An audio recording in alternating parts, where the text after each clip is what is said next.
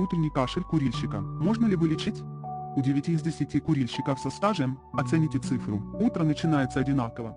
С приступов надсадного кашля. У кого-то они сильнее, у кого-то слабее, но очень многим это знакомо не понаслышке. Более того, часто утренний кашель курильщика воспринимается как неизбежный спутник пристрастия к сигаретам. На него практически перестают обращать внимание.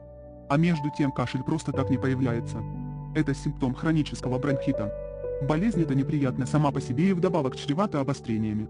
Все мы, даже не курящие, существуем в мире, который не сильно оборудован удобствами для нашей дыхательной системы.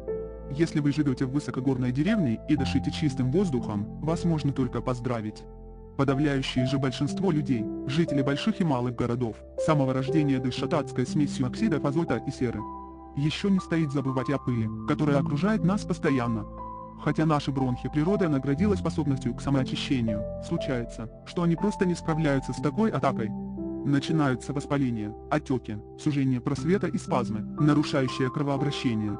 Отсюда одышка, слабость, общее недомогание, а в особо серьезных случаях еще и приступ удушья. Воспаление бронхов в 20 раз увеличивает риск получить рак легкого. Нарушение кровообращения, путь к эмфиземе. Воспалительный процесс в легких способствует развитию сердечной недостаточности. Конечно, это не правило без исключений, но тем не менее реальная угроза здоровью. А теперь представьте, что ко всей этой безрадостной картине добавляется еще курение, активное или пассивное. Постоянное отравление организма токсинами, хронический ожог всех уровней дыхательных путей горячим табачным дымом. Есть старая шутка про невозможность быть чуть-чуть беременной. Точно так же наше чуть-чуть курение – не довод для страдающего организма.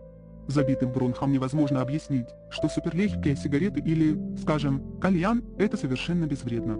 Хроническому бронхиту гораздо больше лет, чем современной табачной индустрии. Про американских индейцев и Колумба знают все. А еще в гробницах египетской знати были найдены устройства, сильно напоминающие кальян и трубки. На древних индийских фресках встречаются изображения святых, вдыхающих дым курений. Примерно тем же способом освобождали свое сознание шаманы. Геродот, описывая быт и нравы скифов, также упоминает эту странную с его точки зрения привычку. Так что вполне вероятно, что некоторые из наших отдаленных предков в промежутках между усмирением рабынь строптивых и уменьшением конского поголовья точно так же мучились хриплым кашлем. Хотя не будем отрицать, в те времена курение вряд ли приобретало такой размах и такой повальный характер. Да и воздух был не в пример чище. В нашем веке курят практически все. Не активно, так пассивно. Не сигареты, так кальян, сигары, по выходным. Поэтому вычеркивать себя из группы риска лишь на том основании, что вы не выкуриваете пачку в день, непозволительная небрежность. Мы практически не задумываемся о своем дыхании, как бы не замечаем его. Но прислушиваться к себе необходимо. Чем раньше мы заметим, что с нашим дыханием что-то не так, тем меньшими проблемами нам это аукнется.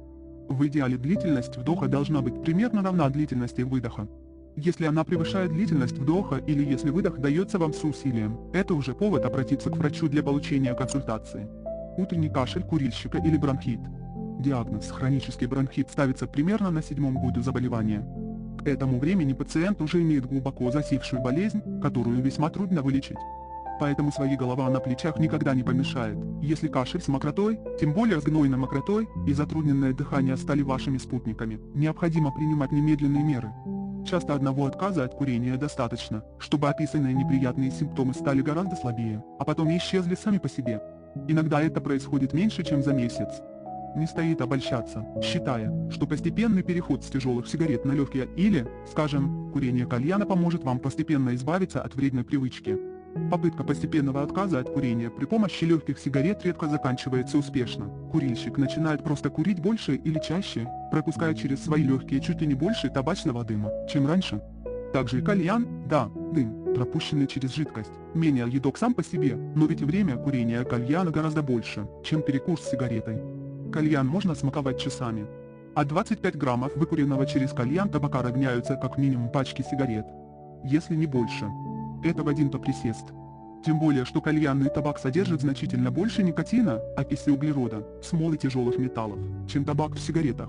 Никотина, например, 2,4% против 0,8, 3,0 в сигаретах, а концентрация окиси углерода от 0,34% до 1,40% против 0,41%. Итак, отказ от курения будет первым и самым главным этапом лечения, если утренний кашель курильщика добрался и до вас.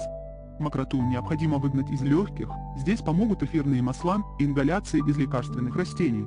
Душица, чебрец, алтей, мать и мачеха, подорожник, календула – это только начало длинного списка растений, которые могут сослужить добрую службу в борьбе с бронхитом. Конечно, пройти курс ингаляции на травах никогда не вредно. Чего не скажешь о других лекарственных средствах. Для устранения симптомов бронхита назначают антибиотики, бронхорасширяющее средство. Антибиотики – одно из величайших открытий человечества, они спасли множество жизней. Однако их неграмотное применение также может нанести непоправимый вред, если заниматься самолечением.